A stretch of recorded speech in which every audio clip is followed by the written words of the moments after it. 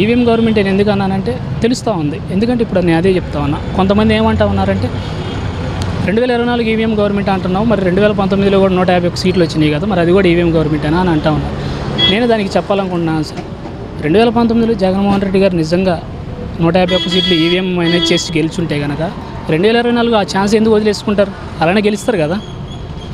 దాన్ని అర్థం చేసుకోవాలి జనం అందరూ కూడా. ఈ రోజున ఈవీఎం అనేది ఎలా అయిపోయిందంటే మీ అందరికీ తెలిసింది ఏంటంటే ఎలక్ట్రానిక్ ఓటింగ్ మిషన్. కానీ ఈ రోజున దాని మీనింగే మార్చేశారు. Every vote manipulate. అది అలా అయిపోయింది. ఎట్లా అంటే దానికి కొన్ని కారణాలు కూడా చెప్తాను నేను, ఇప్పుడు కాదు. ఈవీఎం గవర్నమెంట్ అని నేను అంటానికి కారణం ఏంటంటే 6 months నుంచి మనం బ్యాక్ వెళ్ళి చూడాలి. ఏదైతే డిసెంబర్ నుంచి మన సిఈసి సెంట్రల్ ఎలక్షన్ కమిషన్లో 3 సభ్యులు ఉండాలైతే 2 ఉన్నారు. 1 వెకెట్లు ఉంది. వెకెట్లో ఉంటే మన ఎలక్షన్ వచ్చే టయానికి దాంట్లో ఒకళ్ళు ప్రాపర్ రీజన్ లేకుండా రాజీనామా చేయటం ఒకటి అయిపోయింది.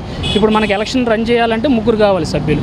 3ని నామినేట్ చేయటానికి మనకు దాంట్లో ఎవరెవరు ఉండాలి? ఒక సుప్రీంకోర్టు జడ్జి ఉండాలి, అపోజిషన్ లీడర్ ఉండాలి, మన ప్రధాని, మన ప్రెసిడెంట్ ఉండాలి. కానీ ఉన్న పలంగా మన మోడీ గారు ఏం చేశారంటే ఇదంతా అంతే, కూటమికి సపోర్ట్ చేయడం కోసం ఇదంతా కూడా. మోడీ గారు ఏం చేశారంటే సుప్రీంకోర్టు జడ్జి అవసరం లేదని చెప్పి హఠాత్తుగా ఒక ఆర్డినెన్స్ తీసుకొచ్చేసి సిఈసిని సెలెక్ట్ చేయడం జరిగింది. అప్పుడు 3 సభ్యులు ప్యానల్లోకి వచ్చిన తర్వాత మనకి స్టేట్లో కూడా ముఖేష్ కుమార్ మీనా గారు ఉన్నారు. ఆయనది కూడా ఒక పంతన మనం చూస్తే ఒక పార్టీకి బయాస్గా ఉన్నట్టే కనపడుతుంది. ఎలా అంటే ఎలక్షన్కు ముందు ఒక మాట, ఎలక్షన్ తర్వాత ఒక మాట. ఎలక్షన్ జరిగేసిన తర్వాత ఎలాంటి ఆర్డినెన్స్ ఇచ్చారంటే ఏదైతే బ్యాలెట్ ఓట్లకి గెజిటెడ్ ఆఫీసర్ సంతకం అవసరం లేదు అని చెప్పి ఒక ఆర్డినెన్స్ ఇచ్చారు. ఇప్పుడు దేశమంతా ఒకలాగా జరుగుతున్నప్పుడు ఆంధ్రప్రదేశ్లోనే ఎందుకు ఇట్లాంటి ఆర్డినెన్స్ ఇవ్వటం? దాని మీద కోర్టు కేసులు వెళ్తే కోర్టులు కూడా దీని మీద స్టే ఇవ్వకోకుండా అదే కంటిన్యూ చేయటం, ఇలాంటివన్నీ చూస్తూ ఉంటే ఇంకా చాలా ఉన్నాయి. మీరు ఇట్లా మనకి ఈవీఎం మేనేజ్ చేయటానికి అనేది ఇప్పుడు మనకి ఈవీఎంలు ఏదైతే తయారు చేసిన కంపెనీ ఉందో మేము 60 లక్షలు తయారు చేసి ఇచ్చామని చెప్పి చెప్తా ఉంది. కానీ మన కౌంటింగ్లో వీళ్ళు చెప్తుంది, ఈసీ చెప్తుంది మాకు 40 లక్షలే అందిని, మిగతా 20 లక్షలు ఏమైనాయో మాకు తెలియదు అంటుంది. మరి 20 లక్షలు ఏమైనా టీవీఎంలు అవన్నీ తెలిస్తేనే కదా. వీటిని ఇంతవరకు స్పందన లేదు. ఈసీ నుంచి ఎవడో కూడా స్పందించలేదు. మీరు చూస్తే ధర్మవరంలో 37వ వార్డులో హిందూపురంలో బాలకృష్ణ గారి కాన్స్టిట్యున్సీలో 37వ వార్డులో వైసీపీ కౌన్సిలర్ 2 సార్లు కూడా అతనే గెలిచాడు. ఆ వార్డులో వైసీపీకి వచ్చింది 1 ఓటు. ఇది ఎలా సాధ్యం? వార్డు కౌన్సిలర్ ఫ్యామిలీ అన్నా వేస్తారు కదా ఓట్లు. ఇలాంటివన్నీ చూడాలి. ఇంకా మీరు చూస్తే మన పక్క రాష్ట్రం, తెలుగు రాష్ట్రం, రేవంత్ రెడ్డి గారు కూడా ఈవీఎంలో 10% మారిస్తే చాలు రిజల్ట్ మొత్తం మారిపోతుందని ఈవీఎం హ్యాక్ చేయొచ్చు అని కూడా చెప్పారు. అలానే మన ప్రపంచ ఐటీ టెక్ దిగ్గజుడు ఎలాన్ మస్క్ కూడా ట్వీట్ చేశారు, ఎలక్ట్రానిక్ డివైస్ ఏదైనా హ్యాక్ అవుతుంది, ఇండియాలో ఈవీఎంలు కూడా హ్యాక్ అవుతాయి అంటే దానికి నాకు పేరు తెలియదు కానీ సెంట్రల్లోనే ఐటీకి సంబంధించిన ఎలక్ట్రానిక్కి సంబంధించిన ఒక ఆయన దానికి రిప్లైగా ఇవి ప్రపంచ దేశాల్లో జరగచ్చేమో కానీ ఇండియాలో జరగట్లేదు అని చెప్పారు. దానికి ఎలాన్ మస్క్ గారు ఏదైనా ఎలక్ట్రానిక్ డివైస్ అవుతుంది కదా అని అనేటప్పుడు ఈయన ఎలక్ట్రానిక్ డివైస్ హ్యాక్ అవుతుందని నేను ఒప్పుకుంటాను, మీరు ఏదైతే వ్యతిరేకిస్తున్నారో దాన్ని నేను స్వాగతిస్తున్నా అన్నాడు. అక్కడితో కట్ చేశాడు. ఇప్పుడు మనకంత కాన్ఫిడెంట్ ఉన్నప్పుడు మీరు వచ్చి హ్యాక్ చేయొచ్చు అని ఇన్విటేషన్ ఇవ్వచ్చు కదా. అలాంటిది ఏం జరగలేదు. ఒక 2 రోజుల తర్వాత ఇంత వ్యతిరేకత వస్తున్నప్పుడు కూడా మన స్టేట్ బీజేపీ చీఫ్ పురంధేశ్వరి గారు వచ్చి అదే ట్వీట్కి రిప్లై ఇవ్వడం జరిగింది. ఏమనంటే ఎలాన్ మస్క్ని మీరు స్వాగతించి ఈవీఎంని ఇచ్చి హ్యాక్ చేయమనిగా కోరుతున్నానని చెప్పి ఈసీని అడిగింది. దాని మీద కూడా ఈసీ స్పందించలేదు. ఇవన్నీ చూస్తూ ఉంటే ఈవీఎం హ్యాక్ అయ్యిందని అవ్వలేదని మనం ఎలా అనుకోగలం? ఖచ్చితంగా అట్లా గెలిచిందని మనం అనుకోవాలి.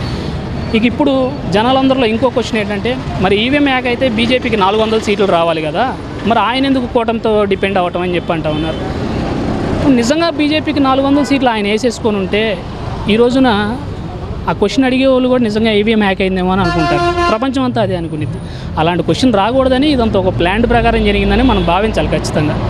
ఇంకోటి చాలామంది నేను మొన్న చెప్పిన దాంట్లో కూడా చాలామంది కింద కామెంట్స్ నేను కూడా చదివాను. దాంట్లో కూడా చెప్తా ఉన్నారు మీరు ఎందుకు ఈవీఎంతోనే గెలిచారంటున్నారు, చంద్రబాబు నాయుడికి ఎందుకు ఓట్లు వేయలేదని మీరు అనుకుంటున్నారంటే దానికి కూడా నేను చెప్తా ఉన్నా. ఎందుకంటే గతంలో ఇప్పుడు మనం 2014 వెళ్ళాల్సిన అవసరం కూడా ఉంది.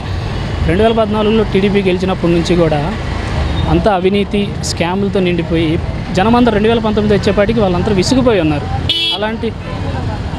ఉన్నారు. అలాంటి గవర్నమెంట్ నేను తీసుకుంది అనుకోండి. ఎందుకంటే కృష్ణా పుష్కరాల్లో 32 మంది పిల్లలకి తల్లులకి పిల్లలు చనిపోయారు. చిన్న పాప తల్లిదండ్రులు ఇద్దరు చచ్చిపోయి అక్కడ రోధిస్తూ ఉంటే కనీసం బాధ్యత వహించకుండా బాధపడకోకుండా కుంభమేళాలో చచ్చిపోవట్లేదా, సమ్మక్క సారమ్మ జాతరలో చచ్చిపోవట్లేదా, వేరే తొక్కిసలాట్లో చచ్చిపోవట్లేదా, ఏపీలో ఒక్కట్లోనే జరుగుతుందా అని చెప్పి మాట్లాడతాం.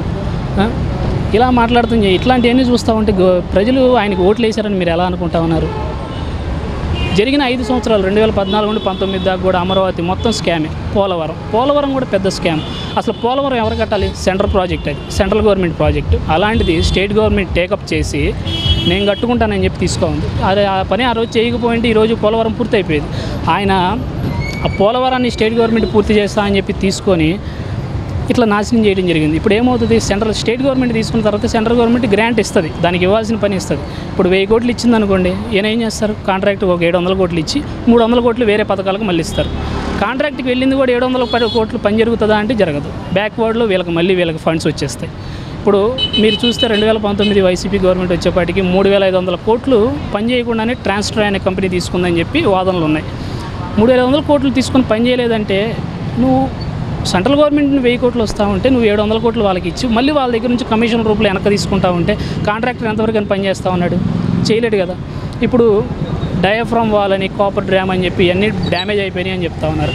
ఈ ఇంజనీరింగ్ భాష కాకుండా ప్రజలందరికీ అర్థమయ్యేట్టు నేను చెప్తా. ఇప్పుడు ఏవైతే ఒక కాలువ తీసుకుంటే మనం ఇప్పుడు ఏదైతే గోదావరి నది ఉందో ఆ గదే ఉంటే నది మధ్యలో మనం బ్రిడ్జి కట్టాలంటే ఆ వచ్చే ఫ్లోటింగ్ని దారి మళ్ళించాలి. ఆ దారి మళ్లించుకోకుండా అలానే వదిలేసి కేవలం 86 కోట్ల రూపాయలు ఖర్చు పెట్టి పోలవరం టూర్ అని పెట్టి జైము జైము చంద్రన్న అనే పాట పాడించుకోవడం కోసం కేవలం అటువంటి డైవర్షన్ అనేది నదికి డైవర్షన్ ఇవ్వకోకుండా కట్టేసి ఇన్ని వేల కోట్లు నాశనం చేయడం జరిగింది. ఇప్పుడు అవన్నీ ఎవరికి కనపడట్లేదు. మీరు చెప్పండి, పోలవరం ఆ రోజే మీరు పాటేనండి జైము జైము చంద్రన్న అని చెప్పి పోలవరం మొత్తం పూర్తి అయిపోయిందని చెప్పి పాటలో పాడించారు. మరి ఆ రోజే పూర్తి అయిపోతే ఈ రోజు కూడా ఇంకా పూర్తి అవ్వలేదని మీరే విమర్శించడం ఎంతవరకు కరెక్ట్? చూడాలి కదా, జనం కూడా ఆలోచించండి. ఇది ఎంతవరకు అంటే అది ఎంత కరెక్ట్ కాదు. ఇట్లా ఇన్ని స్కాములు చేసి మాకు 2019లో కూడా జగన్ గారు అలానే గెలిచారా అంటే ఎంతవరకు కరెక్ట్ అనేది మీ విజ్ఞతగా వదిలేస్తా ఉన్నాం. ఇంకా అలానే కాదు కదా, 2014లో అట్లాగే ఇప్పుడు 2019 గవర్నమెంట్ వచ్చిన తర్వాత జగన్ బీభత్సంగా ఖర్చులు పెట్టేస్తా ఉన్నాడు, పనికిరాని ఖర్చులన్నీ పెడతా ఉన్నారని చెప్తా ఉన్నాను. నేను దానికే సమాధానం చెప్తాను. 2014లో మీరు గెలిచినప్పుడు ఓట్లకు నోట్ల కేసులో మీరు భయపడి అక్కడ కేసీఆర్ గారికి ప్రధాని మోడీ గారికి కేసు నుంచి ఉపసంహరణకు కల్పించడానికే కదా స్టేట్ వదిలేసి ఆంధ్రప్రదేశ్ అంతా అర్ధాత్రంగా వచ్చారు. 2024 జూన్ 2వ తారీఖు దాకా హైదరాబాద్లో ఉన్న సచివాలయాన్ని, హైకోర్టుని మనకు వాడుకోవడానికి హక్కు ఉంది. అలా ఉన్నప్పుడు మీరు అంత అర్ధాత్రంగా వచ్చేసి స్టేట్లో 990 కోట్లు పెట్టి టెంపరీ సచివాలయం దానిలో ఉన్న ప్రత్యేకతలు ఏంటంటే వర్షం నీళ్ళు పడితే లోపలికి వచ్చేస్తాయి. అది మన ప్రత్యేకత. 660 కోట్లు పెట్టి కేసీఆర్ గారు కళ్ళు చెదిరిపోయేలాగా సచివాలయం కట్టారు. మరి మనం 990 కోట్లు పెట్టి ఏం కట్టాం?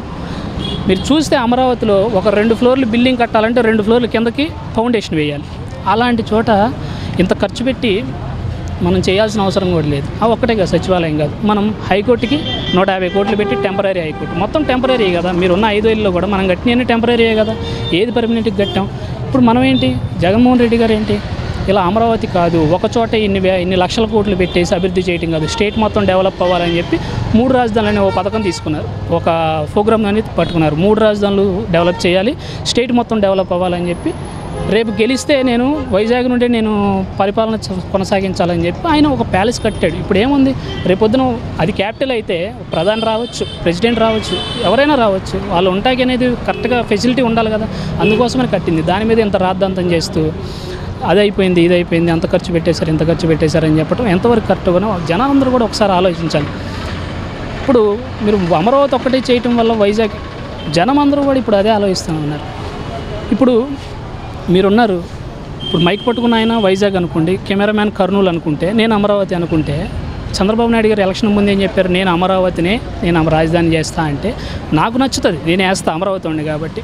వైజాగ్ వద్దంటున్నప్పుడు ఆయన ఎట్లా వేస్తారు, కర్నూలు వద్దన్నప్పుడు ఆయన ఎట్లా వేస్తారు? కానీ ఆ 2 చోట్ల కూడా వైసీపీకి టికెట్లు రాకుండా వీళ్ళకి గెలవటం అంటే ఇది స్కామ్ అయినా చూడాలి కదా, మీరు అర్థం చేసుకోవాలి కొంచెం జనం కూడా. ఇలాంటివన్నీ జరిగినప్పుడే అది ప్రజాస్వామ్యం ఏమైపోతుందా అని చెప్పి ఇంకేం లేదు. ఇక ఎట్లా ఉంటుందంటే ఫ్యూచర్లో నీ దగ్గర డబ్బు ఉంటే చాలు, ప్రజాస్వామ్యం ప్రజలు ఆదరణ ఏం అవసరం లేదు.